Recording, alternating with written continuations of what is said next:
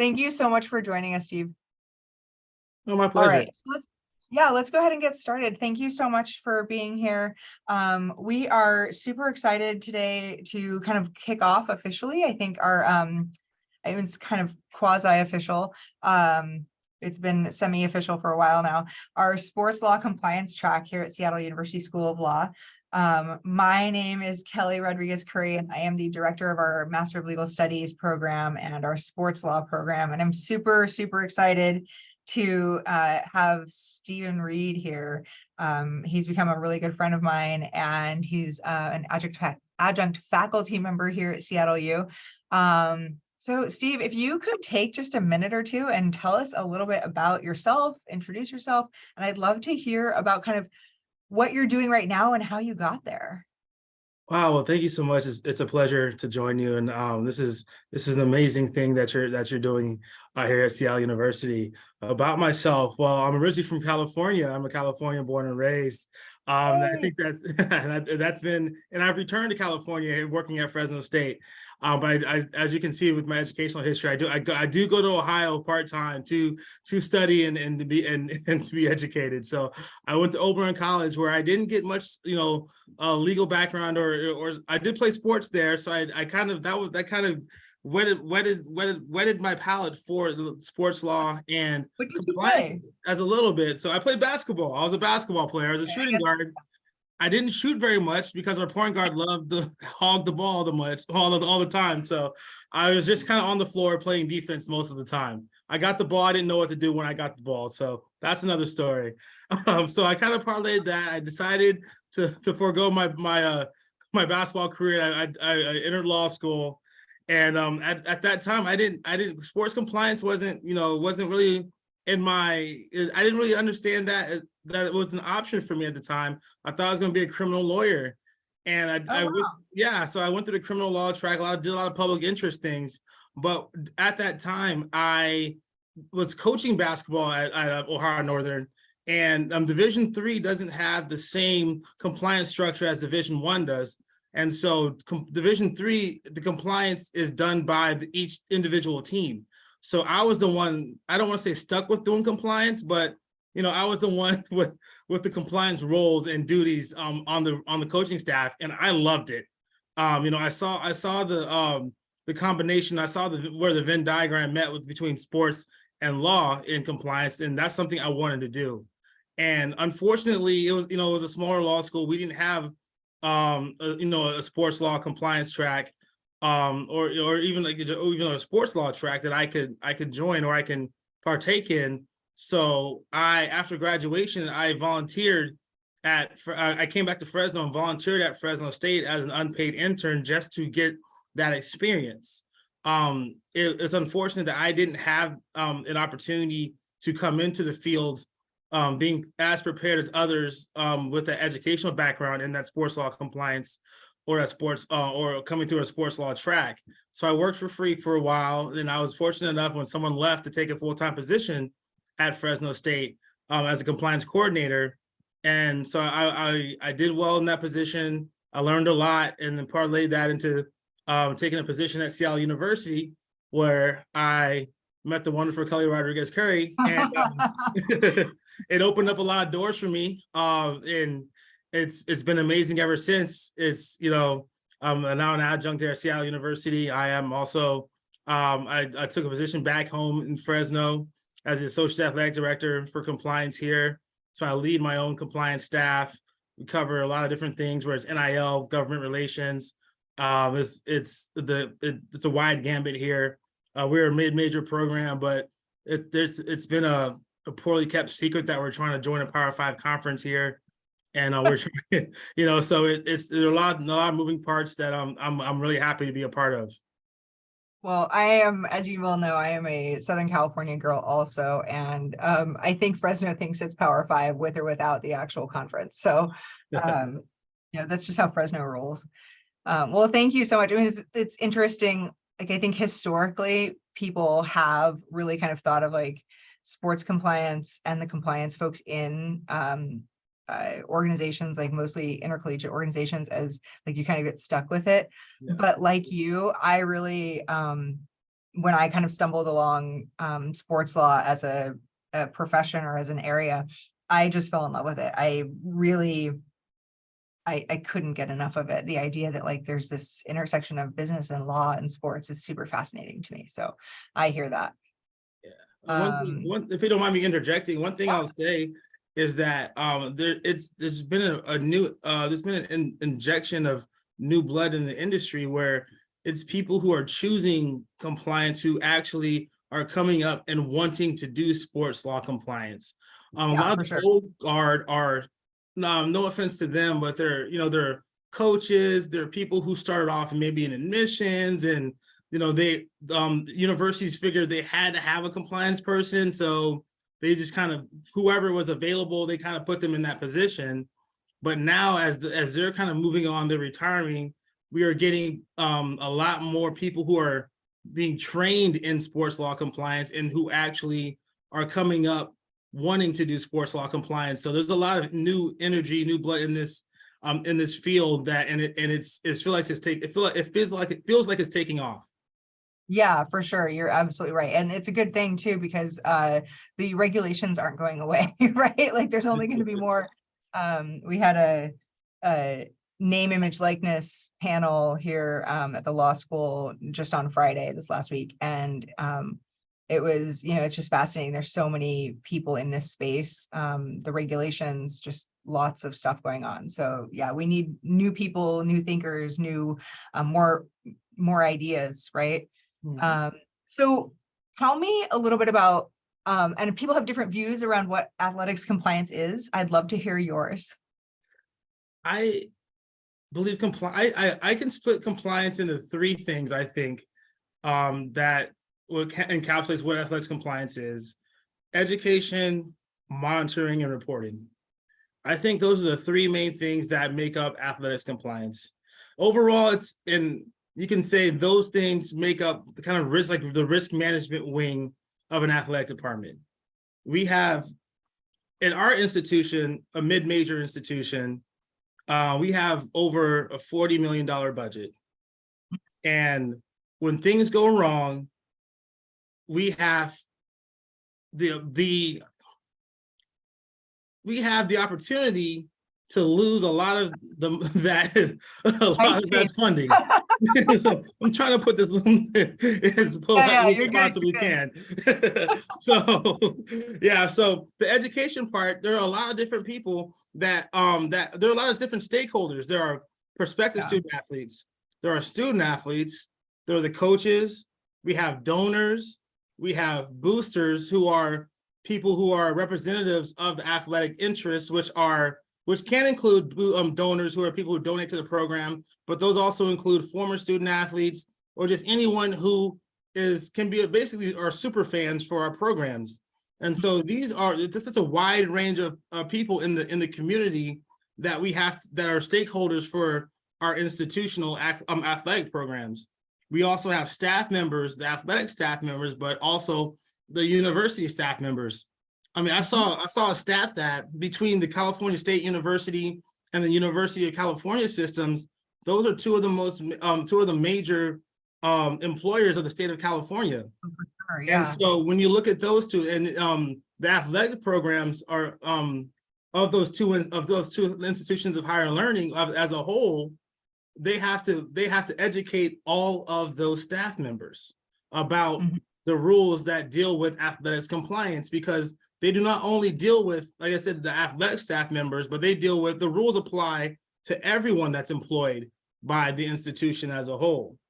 I mean, we also, so that's something that and then the NCAA does hold you to the actions of people that you not just know, but should have known can be actors with your institution.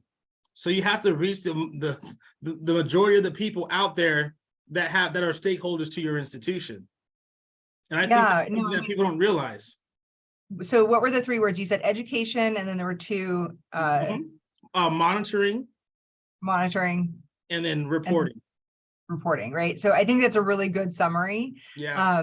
In like the compliance, like the vernacular, right? It's like certainly like education is like the risk management, right? The policies and procedures. Mhm. And then the monitoring, right? Like how do you create structure around that? How do you implement that? And then the auditing, right? And auditing is a really scary word, but it's true, right? This is all compliance. And, 20 years ago when I was working in business, there was no compliance, right? I mean, we called it auditing, or we called it operations, we called it the HR department, or whatever that kind of fell into for business. And now there's this whole, in any organization, but then in sports it's relatively new, I think, right? To your point, like previously I think folks just kind of fell into this sports compliance world, and now we've got folks who are like really eager and hungry for it. It's awesome. Exactly. And then there is a little bit of a, I don't want to say a pushback, but there can be a little bit of a rub between the old, because we still have a lot of older coaches that are used to the old way, when the compliance person might have been an old friend that just kind of fell into the position, or someone who just might be a fan, versus now people who come up and are trained and are separate and apart from the coaching world, and are about the process and have the integrity and the rules following background that may be a little bit unexpected from the older guard of the coaches, where they're just used to whatever the coach says goes. Right. And so when you have the quote old school coaches that are there at some institutions, that's where you see a little bit of that conflict between the compliance and the coaching staff, where everything is news, Yes. everything, you can't there's not room for error sometimes, and everything is scrutinized, whether it's coaching staff or compliance staff or league and conference folks. There's just so much scrutiny, and there's one misstep, no matter how many precautions you take, can be a really big news headline in a way that wasn't the case 20 years ago, 10 years ago. Correct. That's one thing that I feel like coaching helped me. And I think having a sports law background will help those that come into compliance versus just a strict law background, because having that sports law background, you will be able to understand a little bit more the context of that, because the traditional person who just law comes in, the law is the law. They don't have the context that, hey, even a small violation that in the compliance world we know doesn't really do much, it's just kind of there and there's no real consequences. In our world, has larger consequences in the outside world to the coach. And if with that sports law background, you understand that, even something that might be de minimis to us, it will get to the media and will get blown up to the coach. And it does matter to them. And, you do have to help ameliorate all situations for them. Yeah, for sure. So what does a day in your world look like? It's a good segue, actually. A day in my life. My life has changed a little bit from my start here at Fresno State, but a day of my life includes, I would say, checking in with coaches. That's a big thing that I do. My main coaches I deal with are high profile sports. So our football coach, Coach Tedford. My day, I will know how my day is going by the first call I get from him. So if it's between 6 a.m. and 7:30 a.m., probably going to be a tough day. But if I can get my first call from him around 8 a.m., I know it's going to go kind of smoothly. So we'll talk about whatever the issue of the day is with usually with respect to recruiting and new rules, which is a segue to the next thing that I deal with usually, which is education of myself. I need to know what's going on in the greater world of compliance. So not only do I need to know the rules as they are, so I have to know the manual inside and out. I need to know where the manual is going.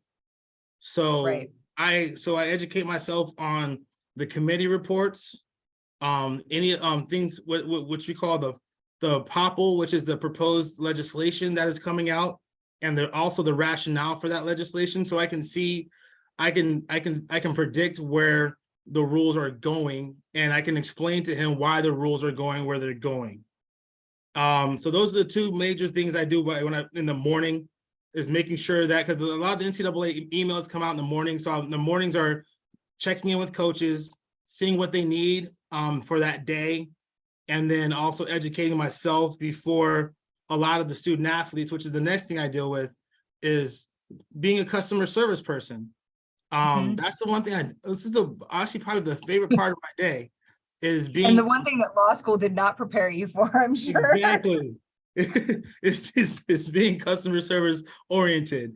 I love when student athletes come in my office, and this is why I try to get my self-education and dealing with the coaches out, say quote unquote, out of the way as early as I can, because once the students start coming in, because I share an office with the academics portion of our staff, and so I love talking with them, seeing how they're doing, seeing what deals what they're going through, and that also, it serves two purposes. One, I love helping and I love being a positive influence in their journey, but two, it's a portion of monitoring, as I talked about, because they will, once they're comfortable with you, because they'll be here for 5, sometimes 6 years with COVID now. Right. It may not be year 1 or 2, but by year 3 or 4, they may be comfortable enough to say, hey, yeah, oh, I'm good, but last night coach had us watching film for 5 or 6 hours. That's a violation, and you find things out that way. Yeah, and, for sure. And that's a way that you can help protect our student athletes. And so that's another portion of my day. and then I check practices. So I'll pop up at practices just to make sure that teams and coaches are doing what they say they're doing.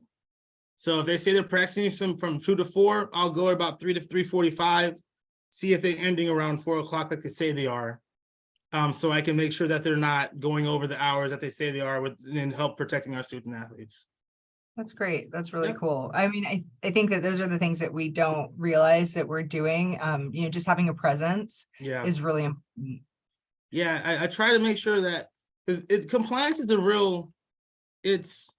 we're administration, but we're student athlete services. So we're here for the student athletes, but we support the coaches. And so the coaches think we're extension of them, but the student athletes think we're an extension of them. So sometimes we kind of get stuck in the middle. Yeah. But we're really here for the students. And so we need to, and the NCAA manual, we can argue till we're blue in the face about how well it does at this, but the whole purpose of the manual is to protect the student athlete experience. Sure. And so we are here to protect the student athlete experience. And so that's what I feel like I need to make sure is occurring on my campus. Yeah, and you're right. Like, we can have disagreements about whether it does that well or how we could change it or make it better. But at the end of the day, right, that's the purpose behind it. And that's the mission for all of us in this space. So when you look at your team and how you're building out your team, how many people are you working with right now? I have 4 people on my team right now. And I know that teams are, vary in size, right? So there's folks who are at large Division I schools that have a 20-person compliance staff. And then there's folks that are at a much smaller Division I school that have a single compliance person. And I'm curious, when you think about hiring and what you look for in team members, what are some of those skills that you look for? I look for someone with the analytical skills that usually comes from someone with a legal background. I need someone that can read legal mumbo jumbo, for lack of a better term, and can analyze it and can understand it, and then can regurgitate it back to someone who doesn't have a legal background. Right. So, because most of our constituents in the compliance world don't have legal backgrounds. But most of the NCAA bylaws are written by those who do. Yeah. So I need someone who can take that material in and then analyze it and then be able to synthesize it and then make it make sense to someone who does not have that same background. That's the number one for me, because I mean, once someone gets that information after it's been synthesized, it's not as difficult to understand the rules, and I can teach them the rest. But the hard part is being able to give someone the bylaws directly and someone independently be able to understand them and teach them to somebody else. And that's really and you have to be very independent in the majority of the compliance offices that you'll be in Division I schools. There's about I know it's about 300 Division I basketball schools, like 350. Yeah, I was gonna say it's about 350. Yeah. Yeah. So I would probably say there's about, of those 350, 50 of those schools are probably very well staffed. But that leaves 300 schools that you're going to work at that you will be probably on your own for the most of the time, having to reach out to other people who don't understand the bylaws and having to teach that to them. I'm dwelling on this point, but I think it's very important that you're able to synthesize that information and be able to teach it to somebody else. And then another thing is someone who's able to work independently. That segue to this because, like I said, at those 300 schools, you probably will be on your own or maybe with one other person. But go ahead, I didn't mean to cut you off. You were going to say something? No, I mean, you're so right. Like one of our alums who's not in the sports compliance space, but is in a completely different field industry, but in the compliance space, said it so well once, and summarized it as like the compliance person in any industry is the center of the communication wheel. And they're always communicating out, like if it's with marketing or product design or the education, like whatever it is, they are like the people that are asking all of the questions and synthesizing the information with other questions and answers that they've gotten, and then turning that around and putting it together, turning it around and communicating it back out. And I think that's so true. And the other point that I would make is that I mean, certainly, like when we think about compliance officers in the world of sport, I mean, everybody's head, I think, goes to NCAA compliance and intercollegiate compliance. Increasingly, though, I really see this as a space that's only going to expand into interscholastic, right? We're seeing that in the really high profile recruits, right? They're having to be really careful about how to preserve their eligibility going into NCAA competition, because they've got the opportunity now to use their name, image, likeness in some places prior to their NCAA eligibility, in high school. So I think increasingly high school athletic directors and coaches and whatnot are going to need to know some of these rules, right? We're going to see compliance kind of bleed down in a way that it hasn't before. Yeah. And another thing I'll say too, that I don't want to say I lacked this when I first started, but confidence when because you will be like, I remember when I was an intern having to walk up to a head football coach at a wannabe Power 5 institution, having to deliver information to him that may not have been received well. So confidence dealing with people, whether it's the stature of the person or the fact that that person may make 5 to 10 times more than you, whether it's the person has a parking space that it takes you 10 minutes to walk to get to that space before you get into the building, however you define stature in your life, that person's stature is way above yours. And as the compliance person, they have to listen to you, right? Because you are the purveyor of the rules of how they go about their business. So having that confidence to understand that, you know what, you are, when you say no, it means no. It doesn't mean maybe.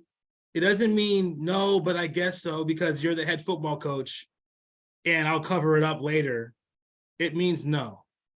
Because when you say no and you just follow up with yes, okay, all right, coach. When it comes back down as a violation, or he'll just blame, the coach will just say the compliance person said yes. And literally that will come back, and that will come back on you, not the head coach. So having the confidence to deliver news that may not be the received in the in the most delightful way to these powerful coaches, I think is something that is very, very necessary. Yeah, for sure. And I think that's where, backing up with all of the procedures and the policies and the documentation and all of that really helps, Yeah, being prepared, honestly, because our coach has the toddler. I don't want to say he acts like a toddler, but he has the toddler mindset of asking why, and why, and then why, and then why, and then why again. So I mean, and to spin it right. So like because this is being recorded, I'm going to cover you a little bit because that could come out in one sense, it could be perceived as super wrong. And in the other sense, I think that there's a really positive way to view that, right? Like when you've got coaches who are being like, well, I don't understand, tell me more, that forces your compliance staff to come, they have to know their stuff, right? They have to have done all of the research and really understand why the answer is no or yes. But really come up with some good rationale, have done all the synthesis and understand the rules and why they're coming to that decision. But it also means that your coaches and the other personnel that you're working with are more likely, I think, to take your word and really listen to you and not just be like, yeah, whatever, see you later, and do whatever they want. I agree. Honestly, our head coach has made me a better compliance person because of that. Because I know when I speak to him, I have to have the rationale and the reasoning behind my answers ready to go before I even go up to that office. Yeah. And so I've had to research and learn more and more and more before I even approach that person. So I agree wholeheartedly. Yeah, totally. And, the fact that we're both parents, it helps that we're used to answering a whole bunch of questions. Oh, yeah. So just a little bit about our program, and Steve and I have chatted about this a whole bunch, and I'm so excited to have him involved. It's a whole new track, so I put in a little bit more information than I usually do on our webinars. And I hope that anyone who's kind of listening or views this later is, you're welcome to answer, or send me an email and ask some questions. Our track is kind of divided up, and this is true for all of our tracks. We have our kind of first year foundational core. At the end of our program in the second year, all of our students do a capstone, but it's required. So I put it in this foundational core kind of bucket here. And this is really about making sure that all of our students have a really, really strong foundation in compliance, right? So this is all the stuff that Steve was talking about, right? Education, monitoring, and the last one, reporting. Thank you. I'll get there. Lawyers do things in threes, I think, because oral arguments coming back.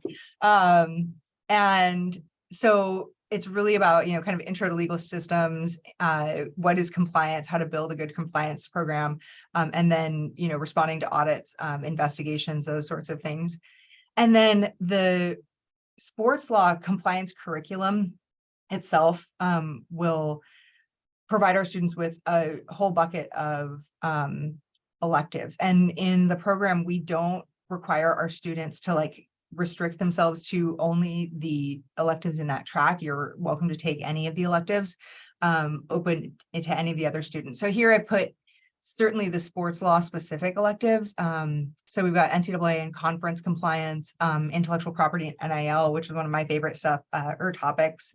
Critical issues in sports law, because there are a bunch of other issues in sports law, both topical issues, really important things that just kind of come up every year that are super important to make sure that we address. And then labor and employment, huge issue in sports. Torts and compliance everywhere in sports. And then some of the other things that are in our corporate compliance are the corporate compliance and ethics, and then the business law fundamentals. So those are some of the electives that our sports folks could decide to take from. And then the highlights about the program, again, fully online. It's part-time. It's structured to be part-time. It takes about 2 years to complete from the start. Total of 30 credits. And all of this information is on our website, so I won't bore you all with it right now. Our scholarship deadline is coming up June 5th, so you've got a couple of months still. But the final application deadline is on August 7th, so you got plenty of time. And our first cohort of sports law folks and the fall term with everyone will begin in September. So I'm going to put up my contact information one more time. If you all are interested in getting in touch with us or learning more, you're welcome to find us on our website. So I don't think we actually have questions. I didn't see any come in via chat. So unless, I don't know, any parting thoughts, Steve? This is an amazing program that Kelli has put together. Yes. This is definitely something that, given the opportunity to do, coming out of Oberlin College, I would have jumped on in a second to do, to kind of jumpstart my career in athletics compliance. So thank you for putting this out there, Kelli. I think this is an amazing.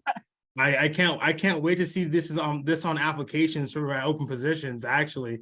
So, well, send me your post. I mean, you and I have known each other long enough to know that, like, I've been in compliance for like 20 years, basically. I've been in higher ed, the higher ed side, but like compliance is my jam.